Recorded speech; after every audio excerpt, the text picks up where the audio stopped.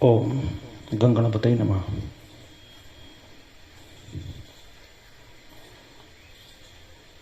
भगवान शिव समाधिस्थ हो गए, राम जी का ध्यान करने लगे।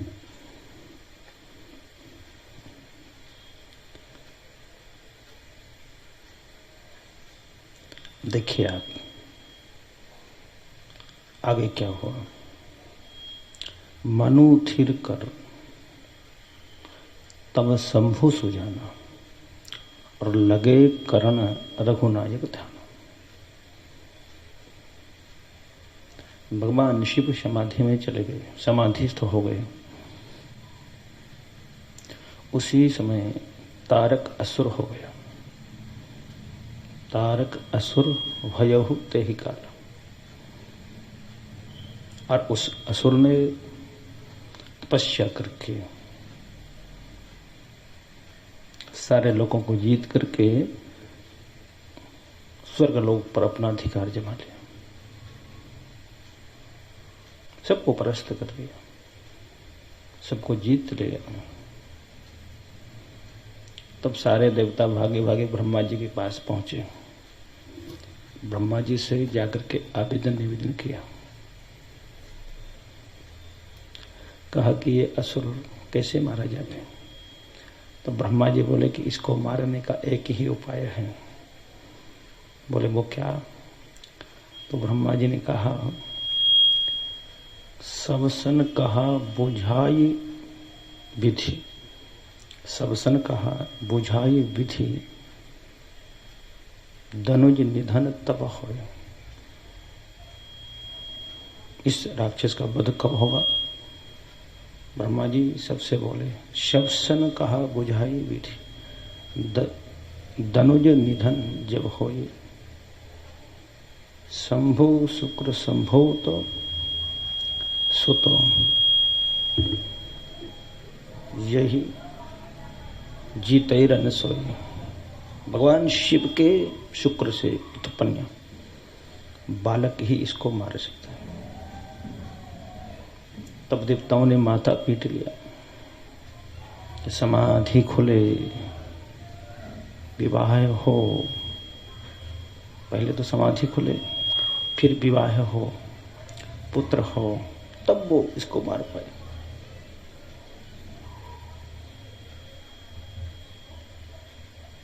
बड़े दुखित हुए। देवताओं ने ब्रह्मा जी से कहा कि एक काम आप करा दो, एक काम हम करा देंगे। बोले क्या? तो देवताओं ने ब्रह्मा जी से कहा कि समाधि तुम खुलवा दो, विवाह हम करवा देंगे। ब्रह्मा जी बोले तुम खूब हो, कहीं तीसरा नेत्र खुल गया ना तो हमारे 100 वर्ष पूरे हो जाएंगे, क्योंकि ब्रह्मा जी की 100 वर्ष की आयु होती है। ब्रह्मा जी की उम्र कितने हैं? 100 वर्ष की। सबकी उम्र निर्धारित है, किसकी उम्र कितने हैं, किसका दिन रात कितना बड़ा है, सब निर्धारित है।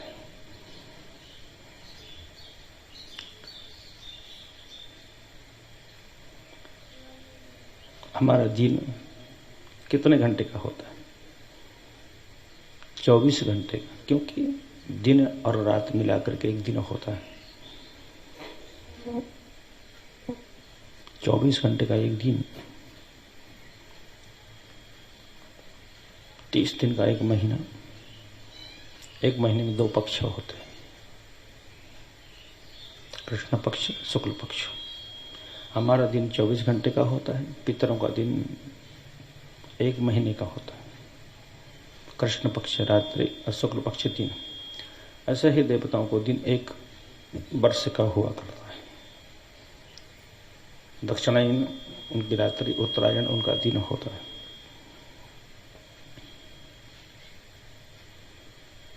मनुष्य दिन 24 घंटे का, पितरों का दिन 1 महीने का और देवताओं का दिन 1 वर्ष का होता है।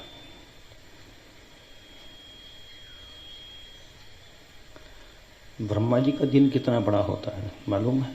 युगन युगन की चौकोड़ी चुप, ये चारों युग, सतयुग, त्रेता युग, द्वापर युग और कलयुग, ये चारों युग इन्हें मिला करके एक चौकड़ी होते हैं। तब ये चारों युगों की चौकड़ी 1000 बार व्यतीत हो जाती है। युगन युगन की चौकड़ी जब चली जाता 1000, तब ब्रह्मा जी का एक दिन होता है। तब ब्रह्मा का एक दिन कल्प कहते हैं ताय। ऐसे ही ब्रह्मा जी की 100 वर्ष की आयु है। ब्रह्मा जी बोले कि कहीं तीसरा नेत्र खुल गया तो हमारे 100 वर्ष पूर्ण हो जाएंगे, हम इस काम को नहीं करा सकते। ब्रह्मा जी ने मना कर दिया। बोले तो क्या करें? तो कहा कि कामदेव को बुला लो। तो कहा कामदेव भी मरेगा, कोई भी आए, समाधि खुलाए, मरना निश्चित है। बोले परमार्थ का कार्य है, कामदेव को बुलाया जाए। मानस में 2 पात्रों ने परमार्थ किया है, एक कामदेव ने और एक जटायु ने। परिहित लागी तजई जो देही, संतत संत प्रशंसहि तेहि। परिहित के लिए जो शरीर छोड़ दे, देह त्याग कर दे, उसकी प्रशंसा, उसकी तारीफ संतों ने की है। संतत संत, और हमेशा करते आए प्रशंसहि तेहि। परिहित के लिए 2 पात्रों ने परिहित किया। राम जी ने जटायु जी से कहा कि परिहित बस जिनके मन माही, जिनके मन में परिहित बसा हुआ है उनके लिए कोई वस्तु जग में दुर्लभ नहीं है। परमार्थ जटायु जी ने किया और कामदेव ने किया। तो आप देखें,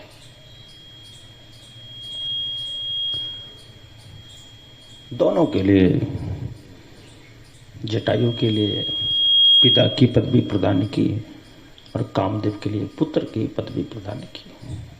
परिहित किया, फल भी बहुत अच्छा मिला। दोनों को पदवी, एक को पुत्र की मिली तो एक को पिता की मिली। देवताओं ने स्तुति की, कामदेव प्रकट हो गए। कामदेव ने सोचा चलो हमारी स्तुति हो रही है,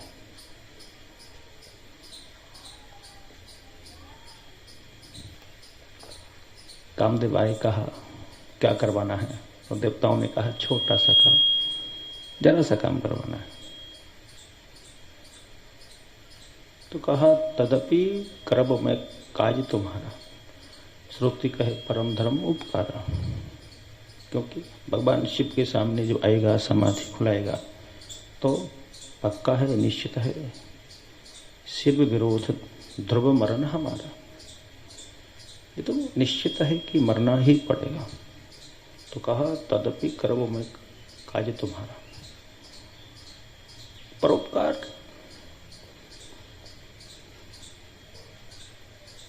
की सीढ़ी उच्च सीढ़ी है। परोपकार के उपरांत फिर कोई कार्य करने को बचता नहीं है। स्वार्थ तो सब करते हैं, पर कोई परमार्थ करे तो कोई काम, कोई वस्तु अप्राप्त नहीं रह जाती। व्यास जी महाराज ने 18 पुराण बनाए और बना करके तैयार किए। जब उनको निचोड़ा गया, उसका सार देखा व्यास जी महाराज ने कि आखिर इन 18 पुराणों में है क्या। अष्टादश पुराणेषु व्यासस्य वचनद्वयम्। उन 18 पुराणों में केवल 2 वाक्य, कहने का तात्पर्य हम ऐसे समझें कि 18 पुराणों को जब निचोड़ा गया तो 2 बिंदु निकले। कितने बिंदु? केवल 2 बिंदु। अष्टादश पुराणेषु व्यासस्य वचनद्वयं परोपकाराय पुण्याय पापाय परपीडनम। पापाय परपीडनम, परोपकार करना पुण्य होता है और दूसरों को दुख देना पाप से भी गया गुजरा होता है। तो हम क्या करें? हमेशा परोपकार करें। परोपकाराय पुण्याय पापाय परपीडनम। तो शास्त्रों का सार क्या है? परोपकार करना। इसलिए तो श्रुति कहे परम धर्म उपकार।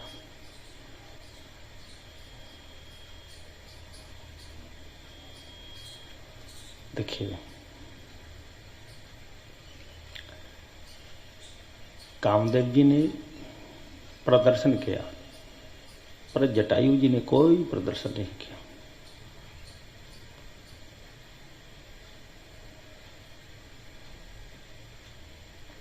सोचा कि जब मरना ही है तो क्यों ना संसार को अपना प्रभाव दिखलाएं।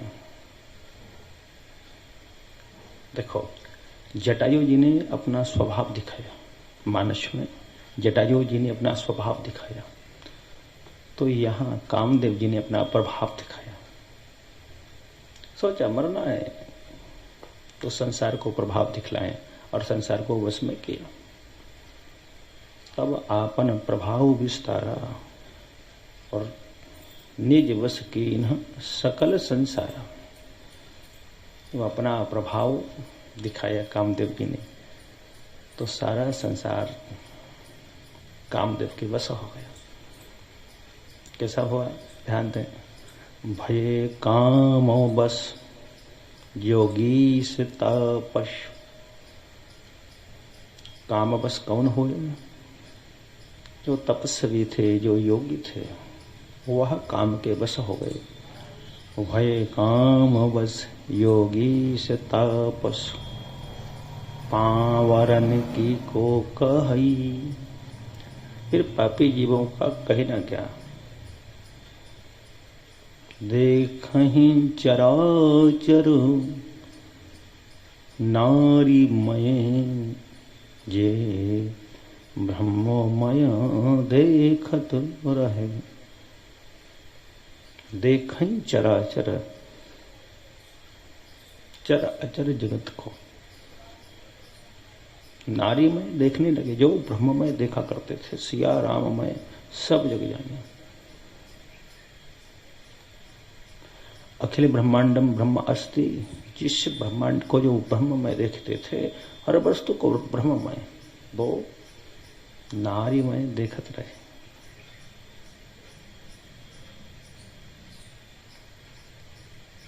अवला बिलो कहीं पुरुषमय, सारी स्त्रियां पूरे जगत को पुरुषमय देखने लगे। हर वस्तु पुरुष प्रतीत होती थी। अवला बिलो कहीं पुरुषमय, जब पुरुष सब अवलामयम, और सारे पुरुष सारे जगत को नारीमय देखने लगे। द्विदंड भरी ब्रह्मांड भीतर, केवल 2 घड़ी के लिए ऐसा हुआ। द्विदंड भरी ब्रह्मांड भीतर 2 घड़ी के लिए ऐसा कौतुक हुआ। काम कृत कौतुक अयम, 2 घड़ी के लिए हुआ। छोटी छोटी नदियां और तालाब आपस में संगम करने लगे। ताल तलैया नदियों से संगम करने लगी, नदियां समुद्र से संगम करने लगी, वृक्षों की लताएं वृक्षों से लिपटने लगी। तो समझो, सोचो, विचार करो, पुरुषों का क्या हाल हुआ होगा। मत पूछो, बाबा जी कहते हैं कितनी उत्श्रृंखलता।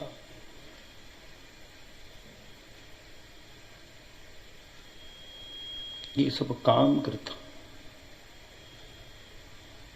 अब धरी न काहू धीर, किसी ने भी धैर्य को धारण नहीं किया।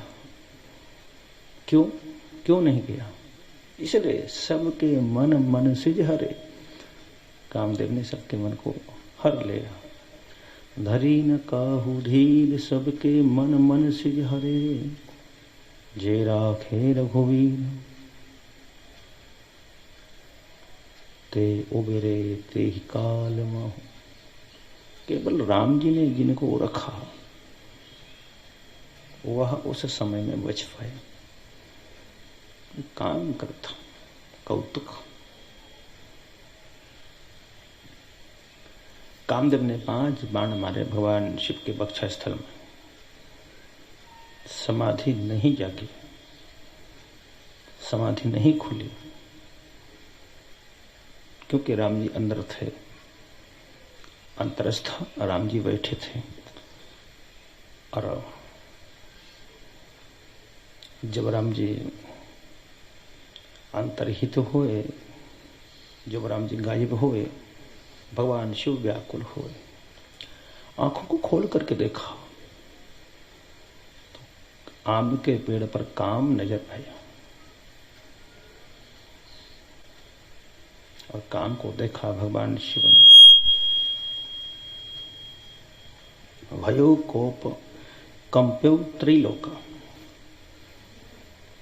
ऐसा क्रोध किया। ये तीनों लोक कांपने लगे।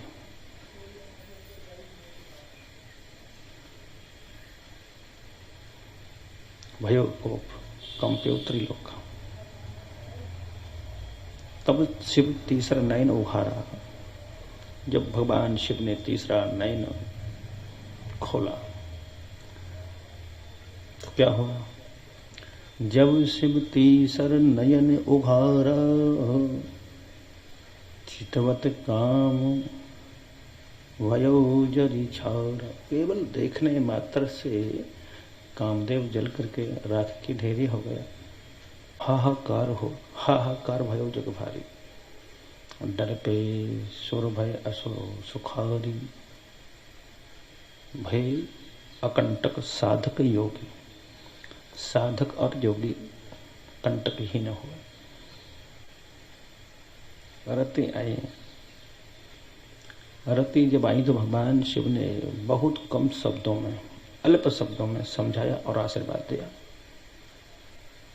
क्या कहा कि जब यदुवंश कृष्ण अवतारा, तेरा पति कृष्ण का पुत्र होगा, कृष्ण तनय पति हो ही तो कथा सुनाना चाहता। तो ये सारी कथा भगवान शिव की जो है, इसमें उपदेश भरा हुआ है।